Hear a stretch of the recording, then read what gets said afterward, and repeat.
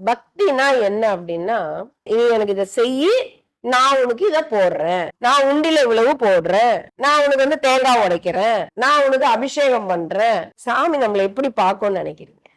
நம்ம அப்ப கடவுள்கிட்ட என்ன பண்ணிட்டு இருக்கோம்னா, வியாபாரம் தான் பண்றோம். ஒரு தாய் வீட்டுக்கு பொண்ணு வருது, திருமணம் முடிச்சு போயிட்டு பொண்ணு வரா, 10 நாளா பாக்கல, இல்ல ஒரு மாதமா வரவே இல்லை. அம்மாவை அப்படியே ஒரு போன் இல்ல, ஒரு வாட்ஸ்அப் இல்ல, ஒரு எதுவுமே மெசேஜ் இல்ல. அம்மா பதறுவாங்க. வரும்போது எப்படி வரணும்? 1 மாதம் கழிச்சு வரா. எப்படி வரணும்? அம்மாவை பார்க்கல, இவ்வளவு நாள் அம்மாவை விட்டு பிரிஞ்சது இல்ல. சின்ன வயசுல அந்த முந்தானியே பிடிச்சிட்டு அப்படியே சுத்தன குழந்தையா இருக்கும். அம்மா பக்கத்துல படுத்துக்கு அத்தனை போட்டி போட்டதா இருக்கும்.